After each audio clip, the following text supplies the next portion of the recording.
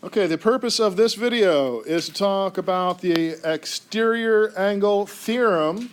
I didn't write the word theorem here, but this is the exterior angle theorem. And we're going to work through what this theorem is. To do that, we start off with a triangle with an exterior angle. Here's a triangle, and the exterior angle is formed by extending one of the edges out, and the angle between that extended line and the triangle itself are going to form, is known as the exterior angle. And that angle, we learned earlier that whenever you have a straight line, two angles are going to add up to what? Two angles that form a straight line are going to add up to 180. So here I wrote down the measure of angle E plus the measure of angle A is equal to 180. The little m stands for measure of. This little looks like a less than symbol. This is called angle. So it's the measure of angle E, which would be this angle here, plus the measure of angle A equals 180. We also learned that the sum of all the angles inside of a triangle is going to be 180. So if all three of these add up to 180, and these two add up to 180, that means that this is also equal to this. So I'm going to write that. I'm going to drop the measure of parts here. But if I take angle A plus angle B plus angle C, I take those measures, add them together, they would add up to 180, but so does angle E plus angle A. Those both add up to 180, so those two things are equal. Notice how there is an A on both sides. If I drop the A from both sides by subtracting A from both sides, subtract A, as long as you subtract the same thing from both sides, it's still a true equation. I get B plus C is equal to E. Why am I doing this? Well, when you have this angle, it's easy to find this angle. But if you don't have angle A, if you don't have that interior angle that matches up with the exterior angle, you have to do a little bit of extra work to find that exterior angle. This just created a shortcut.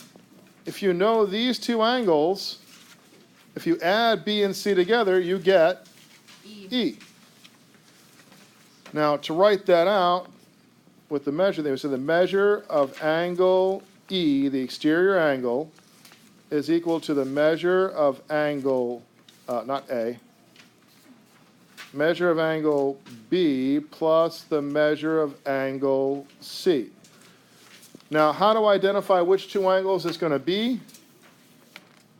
This is the exterior angle. It's attached to this angle, right? It's attached here. These are the two that are not attached to it. They're opposite. They're on the opposite side of the triangle from the exterior angle. The two angles that are opposite of the exterior angle, those two interior angles are going to add up to the exterior angle. Okay, here we're going to do some examples. First one. Here is an exterior angle. These are the two interior angles that are opposite of that exterior angle. According to the theorem, that exterior angle is going to be equal to the 52 plus the 58. So our exterior angle is going to be 110 degrees. And if you had done the 52 plus 58, and you got 110, subtract that from do 180 minus the 110, you would get 70. So now we know this angle is 70. We would do 180 minus 70 would bring us back to the 110. But this gives us a little bit of a shortcut if we know that these two angles are going to add up to give us that exterior angle. Okay, this second example here, you'll see that we we have the x's in here. This is going to make it a little more complicated. This is where it really it pays to know that these two add up to give me that angle. So this is saying that 6x plus 10 is equal to 2x plus 20 plus 3x plus 15. To solve this, I would start by combining the like terms on this side and the like terms on this side. Are there any like terms on this side? No. 6x and 10 are not like terms. This one's got a variable, this one doesn't. So this side's going to stay 6x plus 10. Is there a like term with 2x on this side? Yes. What is it? It's going to be the 3x. The 2x and 3x are like terms. So you can combine them and you get 5x. You can also combine the 20 and the 15 to get 35. Now we need to move the variables to one side. I generally like to move the smaller one towards the larger one, so I'm subtracting 5x from both sides. That's going to give me x plus 10 is equal to, this cancels, I get 35. Then I would subtract 10 from both sides to get the x alone, and I get x is equal to 25. Now, someone earlier in the day asked me, well, that's the angle, measure of this angle then, right? Is that the measure of this angle right here? 25?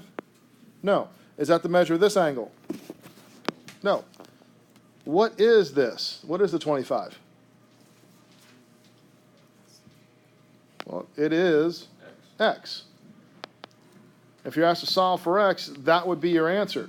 If you're asked to find the angle, you would then have to plug it into one. If you're asked to find the exterior angle, you'd have to do 6 times 25 plus 10 to find out what this angle is. And 6 times 25 is 150.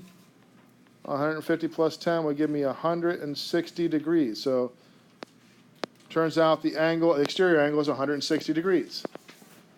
You could be asked to find all the angles, in which case you'd have to plug it into here and here too to figure out all the 3 different angles. Make sure you are answering the question being asked.